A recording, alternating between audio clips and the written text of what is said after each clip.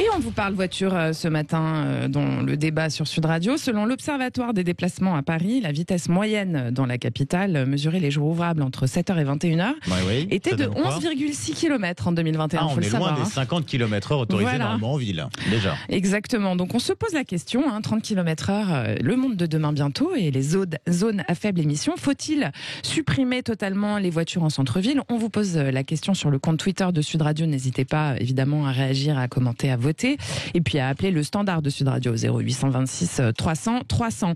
On en parle avec nos invités Christophe Ramon, porte-parole de la prévention routière, et Pierre Chasseret, qui est délégué général de 40 millions d'automobilistes et qui présente également l'émission Ça roule avec Laurence Perrault sur Sud Radio le samedi matin pendant l'année. Il chronique pas mal avec nous aussi. Et voilà. Bonjour. Oui. Bonjour messieurs.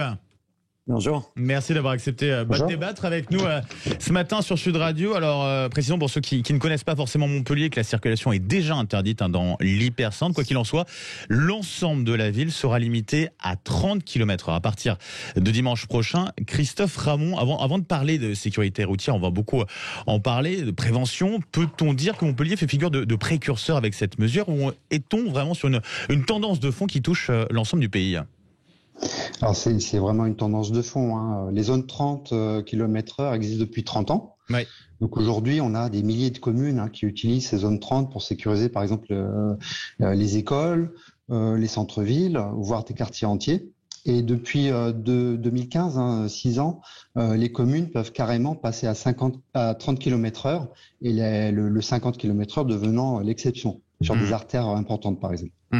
Alors, il y a un vrai mouvement tendance. De fond. Ouais, il y a une vraie tendance. Alors, en ce qui concerne le maire de Montpellier, le maire socialiste de Montpellier, Mickaël Delafosse, il justifie notamment sa décision en affirmant qu'elle permettra de réduire le nombre d'accidents. Est-ce que c'est vrai, ça, Christophe Ramon? Est-ce que ça se vérifie dans les villes qui ont déjà pris, du coup, cette décision?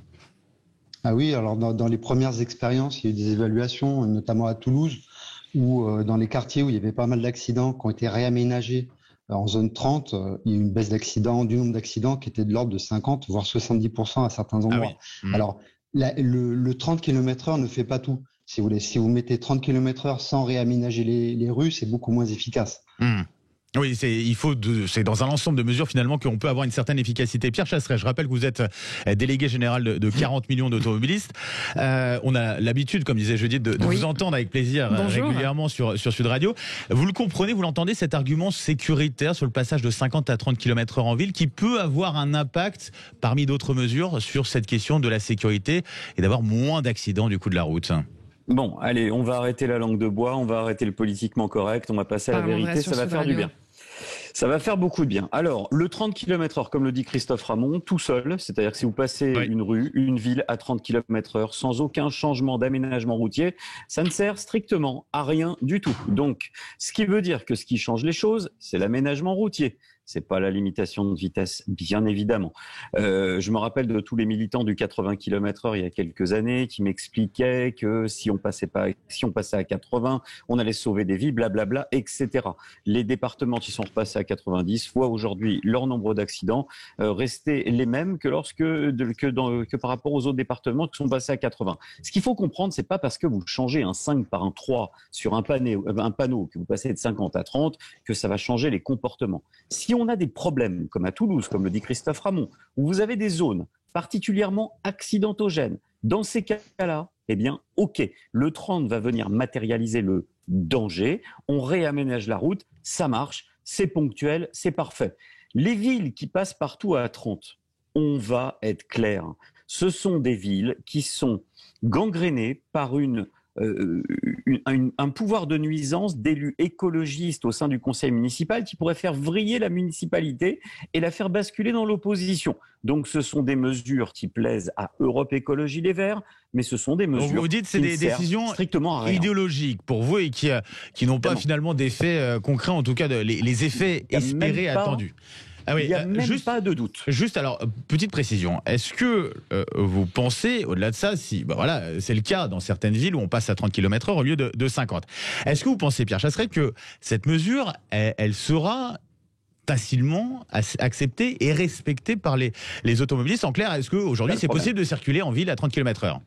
C'est ça le problème, c'est qu'en fait, attention, moi j'adore tous ceux qui vous disent « mais non, mais vous arrêtez de rouler à 50, il faudra rouler à 30 ». Mais c'est n'importe quoi. Non, on vous demande de rouler en dessous de 30 km/h, sinon vous prenez le risque d'être sanctionné. Franchement, fondamentalement, une voiture, c'est pas fait pour rouler à 18. Donc, Pierre Chasseret, justement, excusez-moi, je vous coupe, mais l'Observatoire des déplacements à Paris disait en 2019 que la vitesse moyenne dans la capitale mesurée les jours ouvrables, donc entre 7h et 21h, était de 11,6 km en 2019. Donc a priori, c'est pas vraiment un problème. Kilomètre-heure, pardon, je vais y arriver. Alors, c'est pas vraiment un problème, la limitation de vitesse à 30 km/h du coup, puisqu'on est déjà à 11,6. Judith, c'est très facile. En fait, les moyennes de vitesse constatées sur Paris sont plutôt aux alentours de 17 km/h. D'accord. Évidemment, donc on est quand même en dessous de 30 de 50, c'est bien en dessous de 30. Et on pourrait se dire, finalement, dans toutes ces villes où les moyennes de vitesse sont inférieures à 30, finalement, ça change rien. Eh bien si, ça change tout. Ça change tout, pourquoi ? Parce qu'en fait, qui dit vitesse moyenne, dit qu'à certains moments de la journée, vous pouvez potentiellement, sans faire courir de risque à personne, être à la vitesse outrageuse de 35 km/h. Si vous êtes à 35, vous allez être potentiellement flashé. Toutes les communes qui font appel à mon association, 40 millions d'automobilistes, pour se positionner sur le 30 km/h, à chaque fois, je vais dans des réunions de quartier et je dis toujours la même chose. Je regarde les habitants et je leur dis, vous voulez votre ville à 30 ? Très bien. Qu'est-ce que vous dites si demain, toutes les communes avoisinantes basculent, elles aussi, à 30 ? Et là, déjà, ça commence à réfléchir. Et ensuite, je leur dis, mais vous êtes d'accord, donc si vous êtes favorable aux 30 km/h, vous êtes d'accord pour qu'on mette des radars sanctionnant tous les usagers qui passent à 34 ? Et là, changement d'attitude. Et on me dit toujours la même chose, comme l'élu de la ville de Nantes qui m'a dit, on a mis le 30 km/h à Nantes pour être sûr que les gens respectent le 50. Parce que Nantes, c'est déjà le cas. Précisons pour nos auditeurs, ils sont déjà à 30 km/h. Oui. C'est idiot. Donc c'est des mesures psychologiques, en fait, c'est ça que vous êtes en train de nous dire, Pierre Chasseret ? Ce sont des fausses mesures qui répondent à des... on pose la mauvaise question, donc on a la mauvaise réponse. Si on veut que les gens roulent moins vite en ville, on aménage la route en conséquence et on fluidifie le trafic. Et c'est parfait, ça fonctionne. Écoutez ce que disait Christophe Ramon il y a quelques secondes. À Toulouse, il y a une zone accidentogène, on la bascule à 30. On aménage la route, ça fonctionne. Les villes qui ne font rien sur l'aménagement et qui changent juste la règle de 50 à 30, c'est du pipeau, c'est de la flûte, c'est de la fausse écologie, c'est du n'importe quoi. Et pire, en plus, ça ne fonctionne pas parce que ce sont des villes qui ne mettent pas de sanctions en place parce qu'ils savent très bien que leurs règles absurde n'est pas respecté. Christophe Ramon, justement, alors on va rebondir là-dessus et notamment on va rebondir parce qu'on parlait de Dodan aussi. Je sais que le sujet tient à cœur à Pierre Chasseret. Sur la question de l'aménagement, c'est vrai qu'il y a la vitesse d'une part pour limiter le risque d'accident. Il y a aussi les aménagements. Concrètement, qu'est-ce qu'on a comme possibilité d'aménagement pour réduire ces risques d'accident de la route ? Je voudrais tout d'abord dire que ce ne sont pas les écologistes qui demandent des zones 30. Ça fait 30 ans que ça se développe. Ce sont les riverains, les habitants, les quartiers qui demandent ça. C'est vraiment une demande de la population. Chacun veut sa zone 30 devant chez lui. Et effectivement, on est plutôt réticent par rapport aux zones 30 en dehors de sa zone d'habitation. Mais ça vient vraiment des habitants et ça ne concerne pas que les grandes villes. C'est y compris des villages. On a par exemple, nous, un village prudent qui s'appelle Fontaine-de-Sault dans l'Aude, 5 habitants en montagne. Ils sont passés à 30 km/h pour sécuriser le village. Donc il y a 2 maisons dans le village. Bien sûr. Donc ça concerne à la fois les grandes villes, les villes moyennes et même les villages très ruraux. Donc faut vraiment faut arrêter avec cette idée reçue sur la demande de développement des zones 30. Après, sur les aménagements, effectivement, il y a beaucoup d'aménagements.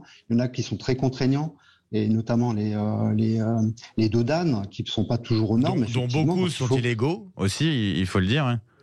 Oui, alors il y a effectivement une réglementation qui est déjà ancienne et qui visait à mettre de l'ordre sur le sujet. Et il y a encore des aménagements qui ne sont pas encore aux normes. Ouais. Mais il n'y a pas que ces aménagements-là, il y a d'autres. Par exemple, la façon dont vous aménagez le stationnement dans une rue fait que vous allez ralentir les véhicules ou pas. Il y a d'autres aménagements qui sont moins contraignants, plus naturels et qui permettent d'aider les conducteurs à respecter le 30 km/h. Parce que ça, c'est la plus grande difficulté, c'est de respecter ce 30 km/h quand on est en voiture. Voilà, c'est vrai que quand on est dans une ligne droite et qu'il n'y a pas d'aménagement particulier, 30 km/h, c'est compliqué. On va poursuivre le débat, messieurs, restez tout de suite avec un nouvel invité qui nous rejoint, Judith. On reçoit l'adjoint au maire de Bègles qui est en charge de la transition écologique, Pierre Ouellet. Bonjour Pierre Ouellet. Bonjour Pierre Waller. Merci d'être avec nous ce matin sur Sud Radio. Alors c'est un plaisir de vous recevoir parce que à Bègles, en l'occurrence, ça fait 2 ans que la limitation à 30 km/h est en place. Déjà, on parlait de sécurité notamment. En termes de sécurité, est-ce que ça a changé quelque chose ou pas? Est-ce qu'il y a moins d'accidents ou pas? Alors tout d'abord, ça fait effectivement 2 ans qu'on est passé en ville 30, mais ça fait déjà depuis de nombreuses décennies que l'ambiance incite naturellement à rouler à 30 sur la commune, parce qu'on a des rues qui font 4 mètres de large, où il n'y a pas forcément de visibilité, on est sur des quartiers denses. Donc c'est une ambiance qui incite naturellement à rouler à 30. Donc au-delà d'être une décision politique, c'est surtout une décision de bon sens, et ça a été rappelé il y a quelques minutes. C'est pas une décision aux aménagements, Voilà, c'est pas une décision d'Europe Écologie Les Verts, c'est quelque chose qui est défendu par le ministère en charge des Transports depuis plus de 30 ans. En gros, on a fait une évaluation, d'ailleurs on a été accompagné par le ministère des Transports pour évaluer le passage en ville 30. Entre un mois avant et un mois après, ne serait-ce que par la communication, parce qu'il y a un gros volet de communication fait là-dessus, ne serait-ce qu'avec la communication et le passage en ville 30, on a réussi à diminuer de 2 km/h en moyenne sur l'ensemble de la ville la vitesse. Alors évidemment, ça peut paraître faible, mais ce qu'il faut voir, c'est qu'on était sur une vitesse moyenne avant de 33-34 km/h, et une vitesse où 85% des véhicules roulaient en dessous, on était à peu près une quarantaine de km/h. Voilà. Donc on a diminué de 2 km/h sans faire d'aménagement de voirie, mais ça c'est un travail de long terme et c'est ce qu'on réalise évidemment chaque jour. Avec des contrôles aussi que vous effectuez, qui sont effectués? Alors il y a du contrôle effectivement sur les axes les plus circulés. Parce que de toute façon, il y a un moment, au-delà de l'aménagement et au-delà de la sensibilisation, il faut aussi accompagner la mesure de ce côté-là. Et au-delà des 2 km/h en moyenne qu'on a perdu, il y a eu un impact aussi qu'on avait peut-être sous-estimé, c'est qu'on a perdu 4% de flux de voitures en moyenne. Parce que tout simplement, comme il y avait pas mal de shunts et de trafic de transit qui coupaient la ville sur des quartiers d'habitation, pour éviter les boulevards et la rocade, le fait de passer de 50 à 30 km/h, par exemple, Waze a renvoyé pour une histoire de 30 secondes perdues vers justement les axes les plus structurants de la métropole, justement pour pas qu'on ait ça à travers nos quartiers. Et donc on a perdu 4% de flux en moyenne. On a fait une étude d'acceptabilité de la mesure, on était sur 2 tiers de retour positif, et en gros le tiers négatif, c'était la moitié de personnes qui n'étaient pas contentes parce que justement le 30 km/h n'était pas respecté. Donc grosso modo, si on pose la question, si on arrive à faire respecter le 30 km/h sur l'ensemble de la ville, est-ce que vous êtes d'accord? On était à peu près sur 80% d'avis favorables. Voilà, donc tout ça, on l'a évalué. Oui, bien sûr, on entend. Il y a une question, on en parlait sur la question idéologique un petit peu, alors écologiste ou pas, est-ce qu'il y a de l'idéologie derrière? Vous déjà, alors, est-ce que l'argument écolo, il est retenu sur cette question du 30 km/h ou pas, du côté de Bègles? Et est-ce que c'est une première étape ou pas vers l'interdiction de voitures dans la ville, de votre côté?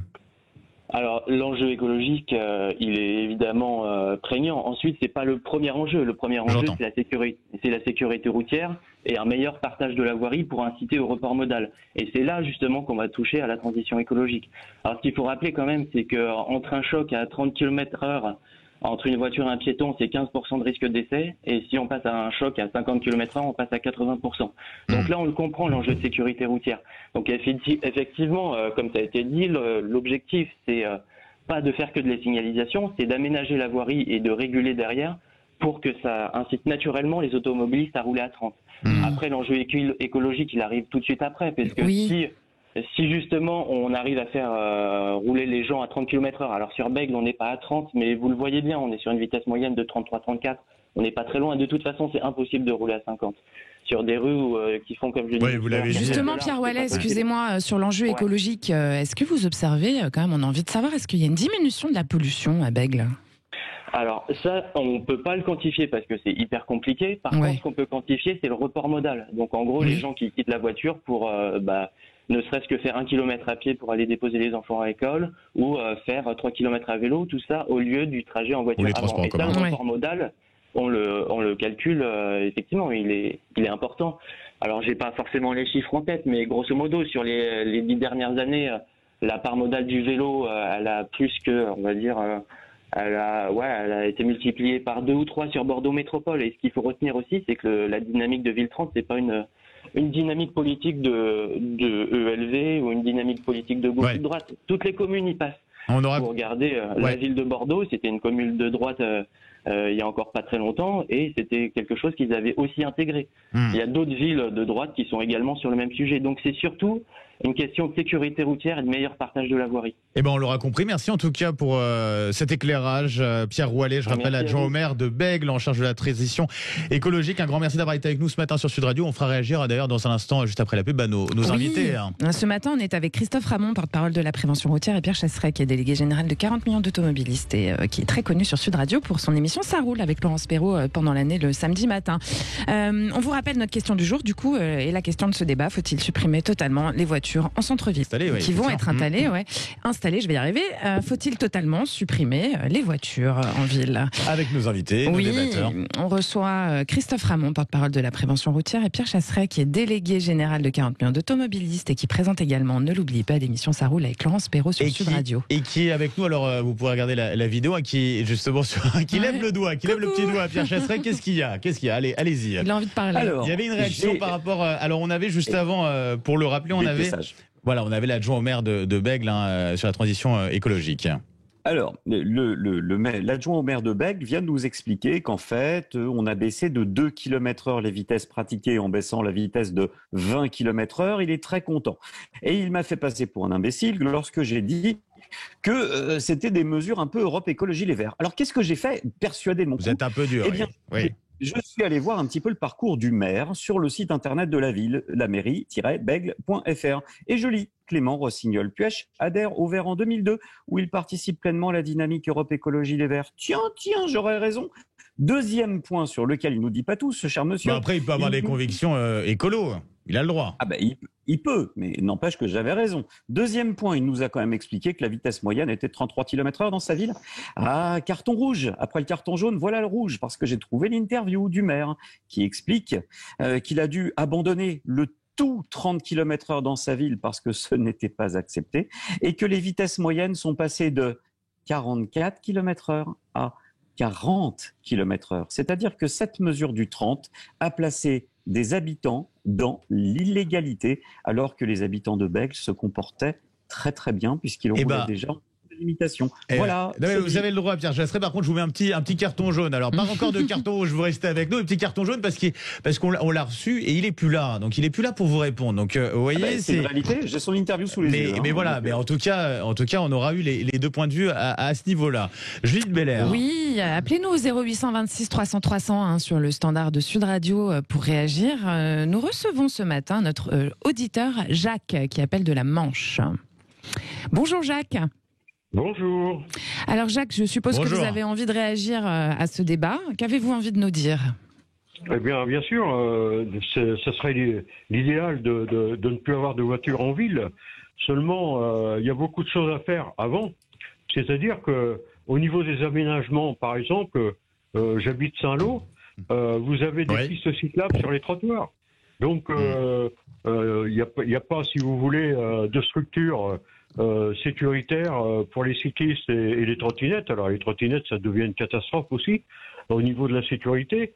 Et donc, moi qui habite en ville, un autre souci, c'est bien sûr, si jamais on n'avait plus d'autorisation pour les véhicules, ça serait un handicap pour nous, quoi. C'est pas de l'égoïsme, hein, c'est simplement de dire, quand on fait nos courses ou autres, si on doit laisser, il faudrait des transports en commun tout à fait corrects, ce qui n'est pas le cas. Et puis également avoir un pass éventuellement pour ceux qui habitent au centre-ville, de façon à pouvoir vivre normalement. Faire ses courses aussi quand il y a besoin, quand on a besoin de sa voiture. Mais non, parce que ça veut dire que vous... D'un mot, Pierre. vous avez le droit, vous décidez que vous avez le droit de rouler dans le centre-ville parce que vous y habitez et que donc vous voulez pas de la voiture des autres, mais vous voulez bien prendre votre voiture et avoir un pass pour aller au Leclerc d'Agneau, par exemple, qui est pas trop loin. Mais moi, je pense à l'habitant, je regarde, j'ai votre carte sous les yeux, de Terval, de Rampant, de la Luzerne, de Saint-Gilles, de toutes ces villes qui sont à côté de chez vous. Autour, hein. Et comment ils font s'ils n'ont pas le droit de rentrer dans Saint-Lô, qui est une ville de 20 000 habitants? Jacques. Alors, justement, c'est ce que j'évoquais, c'était les transports en commun. Qu'il faudrait qu'ils soient adaptés dans ce sens. Et là, vous avez mal compris ma réponse parce que je suis tout à fait pour supprimer la voiture en centre-ville, à faire également des efforts. Mais c'est sur le fait exceptionnel de déposer sa voiture pour décharger les courses et ensuite le remettre au périmètre. Moi, il y a aucun problème. Je marche beaucoup. Puisque monsieur qui me répond connaît Pierre Chasseret. Mais vous inquiétez pas pour que vous finissiez. On lui a mis le petit carton rouge. On lui a coupé le son à Pierre. Il va nous sourire, mais vous inquiétez pas, Pierre Chasseret. On va vous faire réagir juste après la publicité parce que voilà, on accélère un petit peu. Et Jacques, restez à l'écoute puisque justement on va faire réagir. Il va vous répondre. Voilà, et notamment aussi Christophe Ramon va le faire réagir à vos propos. Tout à fait. Ça se savoure. Le cidre de France, tout naturellement. L'abus d'alcool est dangereux pour la santé. Consommez avec modération. Sud Radio, le grand matin été, 7h-10h, Benjamin Glaise, Judith Belair. Vous êtes bien sur Sud Radio et nous aussi, c'est évident. On vous parle voiture ce matin. Je vous rappelle que selon le CSA, 72% des Français ne souhaitent pas la mesure limitant la vitesse à 30 km/h en ville. Ils ne souhaitent pas que cette mesure soit étendue partout en France. Notre question du jour est donc si faut-il supprimer totalement les voitures en centre-ville. Et on est avec Christophe Ramon qui est porte-parole de la prévention routière et Pierre Chasseret, délégué général de 40 millions d'automobilistes. Et on retrouve Christophe Ramon qu'on n'a pas entendu depuis un petit moment. On aimerait l'entendre un peu plus. Christophe Ramon, on avait notre auditeur Jacques, je suis désolé, hein, mais c'est vrai que c'est un débat très animé et tant mieux. Jacques nous disait, notre auditeur, mettez le doigt sur la question des transports en commun. Pierre Chasseret en parlait aussi. Il rétorquait que voilà, pour ceux qui ne sont pas citadins, qui vivent à la campagne, à côté des grandes villes, qui vivent en banlieue, il y a aussi la question des transports en commun qui peut se poser, qui sont pas forcément encore à niveau. Alors ça commence à se développer. On a vu depuis quelques années avec les parkings relais à l'entrée des villes. Est-ce qu'on est vraiment au niveau aujourd'hui pour supprimer les villes des voitures, ou alors, si c'est pas ça encore, eh bien aménager avec du 30 km/h par exemple et rallonger les trajets? Non, effectivement, il y a beaucoup de recherches de solutions de mobilité, y compris dans les villages. Et notamment en France, on a un phénomène de regroupement de villages. Donc, on a des différents hameaux qui sont séparés. Et tout le monde n'a pas forcément une voiture. Donc, il y a une recherche de modes de déplacement alternatifs. Et le fait de mettre des aménagements cyclables, par exemple, permet à une partie de la population de pouvoir se déplacer à moindre coût efficacement. Et le 30 km/h, ça sert à ça aussi. C'est-à-dire que ça donne un cadre rassurant pour circuler autrement qu'en voiture. Judith, vous voulez réagir aussi là-dessus? Une petite question. Oui, j'ai une petite question. On a vu apparaître pas mal de gens en trottinette. Alors, il y a des messieurs en costard, hein, il y a des jeunes enfants, il y a des adolescents, il y a tout type de population qui utilisent sans permis ces engins qui sont assez dangereux et qui passent beaucoup sur les trottoirs et qui créent des accidents. Voilà, qui peuvent être débridés. Donc, là, comment est-ce qu'on 30 km/h. Voilà, donc il faut donc limiter la vitesse des trottinettes aussi à 30 km/h. Qu'en pensez-vous?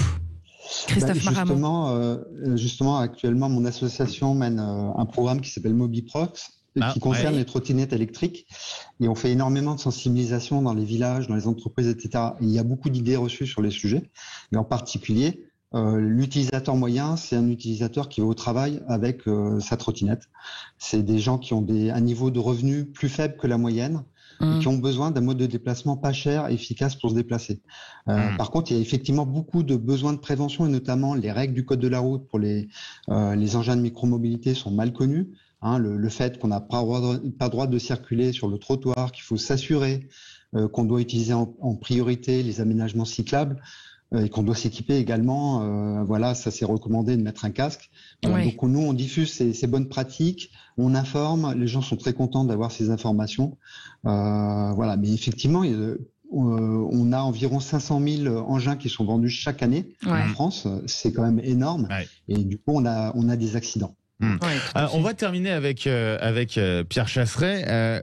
limitation à 30 km/h à Montpellier à partir de dimanche en ville, même si le centre-ville est déjà piéton, hein, on le rappelle. Zones à faible émission qui vont se mettre en place, qui vont s'accélérer. Pierre, est-ce qu'on peut dire que la voiture a encore un avenir aujourd'hui en ville ? Pour les politiques, pour certains politiques, non. Malheureusement, pour les Français, oui. Et c'est là que ça va poser problème. J'ai entendu, hein, j'ai bien intégré le message qu'on a eu de notre auditeur tout à l'heure qui nous disait, moi, il me faut une dérogation pour moi quand je décharge mes courses dans le centre-ville. Eh bien, c'est ça. C'est ça. Non, mais c'est le principe de la zone à faible émission qui arrive. Ah oui, ça c'est sûr. C'est-à-dire qu'on veut exclure des villes ceux qui n'habitent pas notre rue. Mais on veut bien que notre voiture à nous reste garée pour qu'on puisse partir en vacances. Donc, ces zones à faible émission, c'est le début de l'égoïsme. Et ça va être le début d'autre chose. Toucher à la mobilité, c'est le truc le plus idiot qui puisse exister. Lorsque vous touchez à la mobilité des Français, vous avez l'inverse. Donc, ne pas pouvoir se déplacer, c'est le confinement. Il faut arrêter de me raconter des blagues. On va pas aller faire les courses chez Carrefour ou chez Leclerc ou chez Auchan en bus. Faut arrêter. C'est n'importe quoi. Quand on a une famille ou en vélo cargo ou ce que vous voulez, ça touche une infime minorité de la population. La voiture est essentielle parce que c'est le seul moyen de déplacement qui permet une liberté de déplacement, une fluidité de déplacement et une capacité d'emmener qui que ce soit, même ses gosses, tout le monde. On peut faire ce qu'on veut avec une voiture. La voiture perdurera et d'ailleurs la preuve, c'est que tous ceux qui nous assènent un discours du politiquement correct en nous disant « ouais, la voiture elle sort progressivement des centres-villes et blablabla », la réalité, c'est qu'on n'a jamais eu un parc automobile aussi conséquent en France. La voiture est démocratique aujourd'hui, tout le monde peut à peu près s'en payer une et j'ai très peur qu'avec les mesures, les taxes qui arrivent, elles ne deviennent à nouveau élitistes comme il y a quelques dizaines d'années et que seule une catégorie de personnes très aisées puisse s'en servir. Ça sera le début de la nouvelle vague des Gilets jaunes. Eh bien, en tout cas, merci pour ce débat très animé, mais très intéressant. On espère qu'il aura intéressé justement nos auditeurs de Sud Radio. Merci à vous, Pierre Chasseret, délégué général de 40 millions d'automobilistes et animateur à Sud Radio. Et puis, un grand merci, Christophe Ramon, porte-parole de la prévention routière. Allez, on clôture les votes. Oui, on vous donne le résultat du sondage de ce matin sur le compte Twitter de Sud Radio. On vous posait la question, faut-il supprimer totalement les voitures en centre-ville ? Et vous répondez non à 90%. Et ben voilà, grosse majorité de non. Oui, c'est pas très mitigé.